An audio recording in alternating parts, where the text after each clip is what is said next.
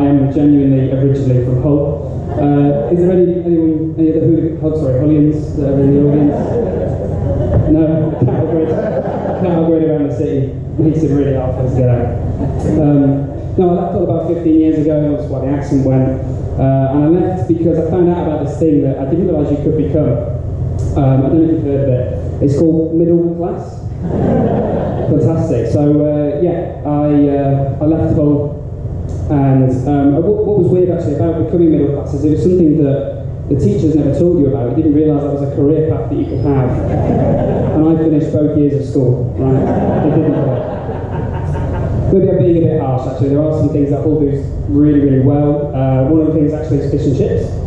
Fantastic fish and chips, right? So, and every good fish and chip shop has its place.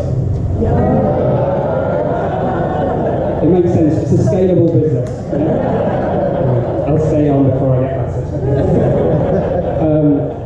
Something I have noticed actually, moving all around the country, is the correlation between gravy and friendliness. Right? The further up the country you go, the nicer people are, and I think it's to do with the grading intake that we have. And I think there are some practical applications to this, right? I think that what we should do is start giving it to politicians. Can you imagine in Westminster, right? They're screaming about taking away pensioners' winter fuel allowance, shot of gravy, they're chucking out freedom passes like there's no tomorrow. So recently actually I completed the middle class certificate. I got my last stamp when I married a doctor. I realise I'm living the dream, right? I get to see a GP in flesh every single day. There are some benefits to being married to a doctor. I haven't had to do a food shop for years now, mainly because she writes the list and I have absolutely no idea what's written on there. Sometimes when we're hanging out with friends though, I lose the conversation a little bit of talk in medical jargon. So I don't quite know what they're on about, but luckily they're only allowed to talk about one topic for up to 10 minutes and then they've got to move on to something else. I do also ask for a checkup in the bedroom, but I do have to ring up at 8 AM to get an appointment, and then I have to sit in the living room till my name's called out.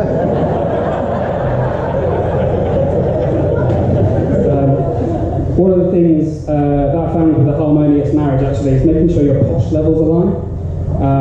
Now obviously being from Hull, I'm finding that hard to adjust to, because when I was growing up, taste the difference meant how close to cheese is the milk.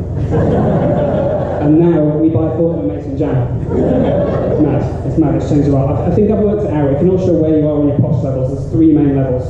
So the first one is when you go to the supermarket, if you buy branded stuff, I'm talking like Heinz ketchup, McVitie's chocolate digestives, that's level 1. The next level is if you're out maybe with a group of friends, maybe there's some kids at the meal, and when it comes to dessert, the kids don't ask for ice cream, they ask for sorbet.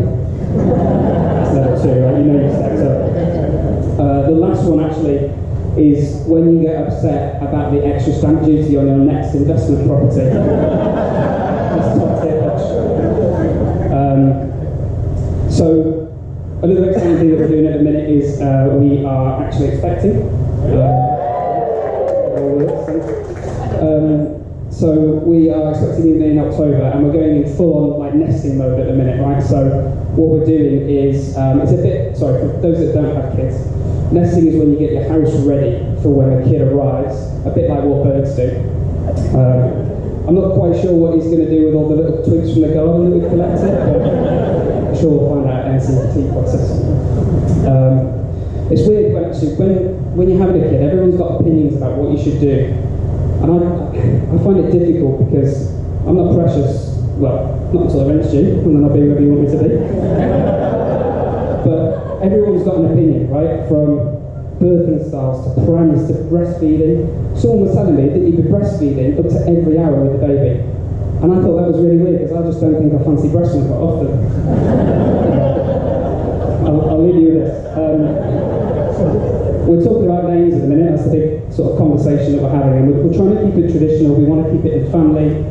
We're starting to think about whether we should use like a grandparent's name and maybe sort of keep that kind of connection, which would be really nice. And we thought long and hard about it, and we thought, okay, we're going to pick one of our grandparents. And the way that we decided is we thought, who's closest to our hearts? Which one are we going to kind of go with? and we've decided actually to go for the one with the biggest house. Up in Jammy. Thanks, guys.